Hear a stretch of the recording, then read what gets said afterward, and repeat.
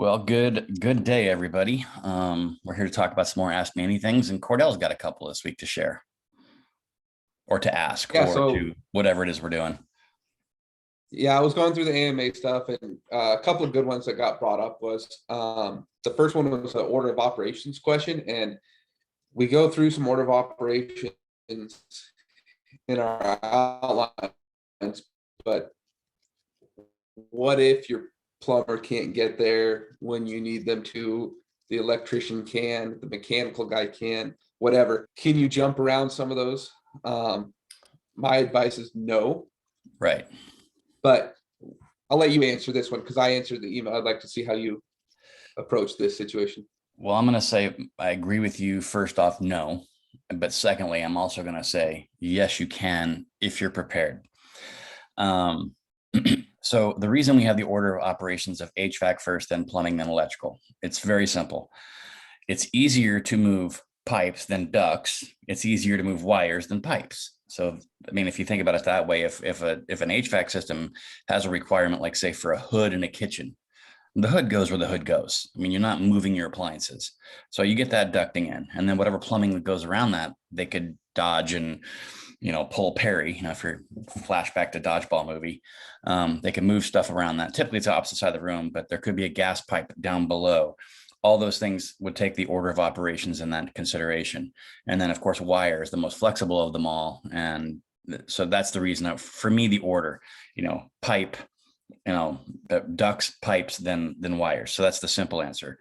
For the reason I say no, you don't take them out of order. I say yes, as I'm dealing with it right now, as a matter of fact, that I did get the HVAC guy in there and first, but it was all laid out. The plumber isn't available for another week, so I didn't want to postpone that schedule. What I did was I made sure that I knew where things were going and communicated that clearly with the electrician of just stay away from this area. And so they may have had to pull some wires the long way, if you will, or something that's less convenient, not path of least resistance, in order to allow that room. So it's just about respect of each other's trade and what's easy. So that's how I managed it this last week, as a matter of fact.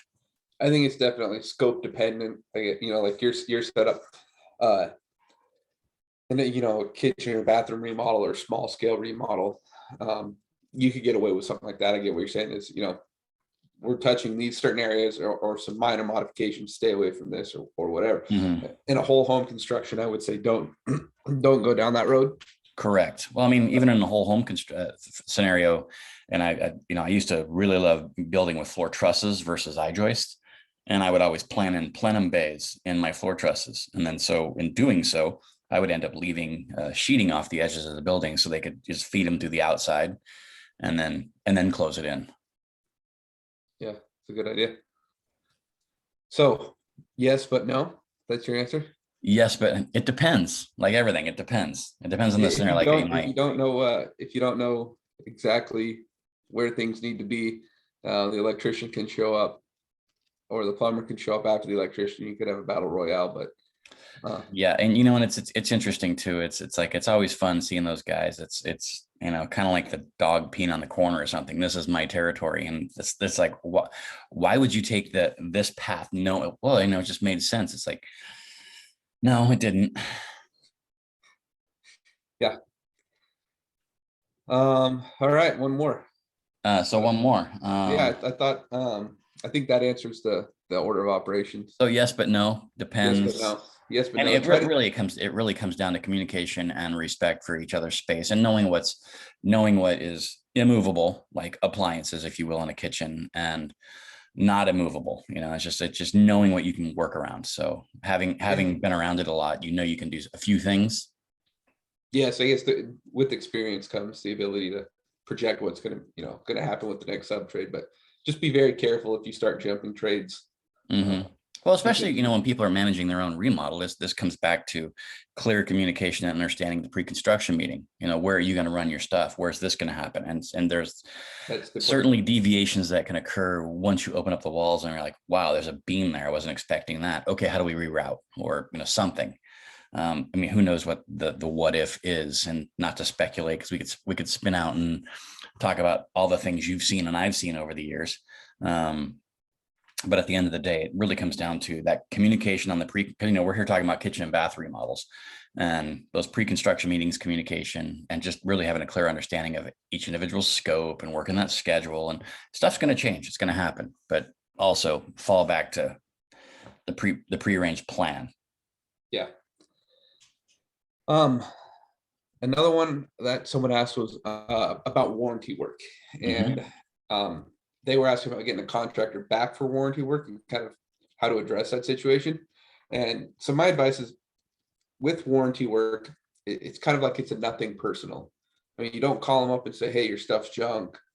Or hopefully that's not the situation you're in. Hey, your stuff's junk. I need you to come back and fix this right now. And, you know, you're not screaming at people, you're not yelling at people, but you just be respectful, say, hey, have a slight issue. This is what's happening. Could you come check it out? You know, you always got to give someone that opportunity or that grace before. As a contractor, I've had to do warranty work. Things happen, whatever. It's not a big deal, but be respectful is my number one. But don't be hesitant of reaching out to people for warranty work. Don't call them for, I mean, there's a certain point in a project where you own your project, right? 5 years down the road, you can't call them and like, my floor is dirty, can you come sweep it? But if there's a true warranty issues, right, when your project's over, reach out and get it addressed. Yep. No, I agree with you totally. And you know, the industry standard is 1 year. And, you know, I'm sure you have a tickler file where it's like 1 year after project closeout of substantial completion, you need to do a follow-up call. What's going on? You might need to adjust something. But I agree with you that there's ownership and maintenance responsibilities in each project. One thing, I just had a discussion with a current customer, and they were out there trying to buy their own plumbing fixtures. Now, this is a good conversation. I always like to address up front. And certainly they, you know, people want to save money. And keep in mind, your contractors are going to have a better buying power than you do. And of course, they want to mark up the materials. And they're going to have experience with certain materials. Right. Well, what I tell them is like, if you want to go buy your own light fixtures, and then when you're done, set it in the room, great. You know, knock yourself out. When it comes to functional things like a plumbing fixture, no matter what I say, I recommend that you let the plumber purchase it, let the plumber mark it up, and let the plumber do everything they do to it from, you know, cradle to grave. And then if there's a problem, which I've seen over the years, you know, a faucet's not working right, it develops a leak, something. If they provided the material, now the warranty work is on them for material and labor. If you provided the fixture, what's functional? Their install or the fixture. So they'll come back and fix it, but now it's a billable item, not a warranty issue, because you provided it. So plumbing to me is a big gray area, not a gray area, it's a black area. I just, no matter what, my recommendation is let the plumbers buy it, procure it, mark it up, you know, handle it. And, you know, just to me, it eliminates a lot of chaos in the future.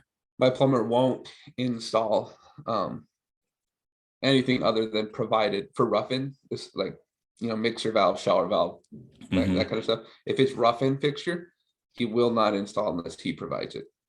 Good. To eliminate, if it's in the wall, it's his. Yeah. Because he can't keep track of all those jobs either. You know, did I supply the shower rough-in valve or not, or whatever? Yeah. Bring your own trim fixture, whatever.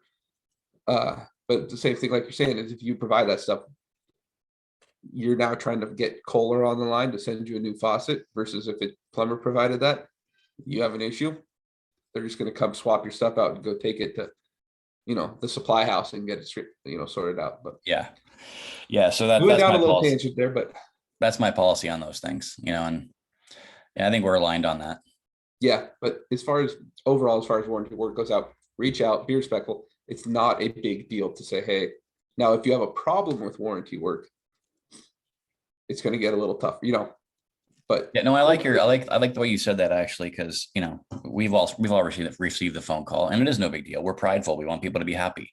You know, I believe as a whole, tradespeople are proud of their work, and it's not an ego thing. It's just, you know, we want you to be happy and satisfied with what we did.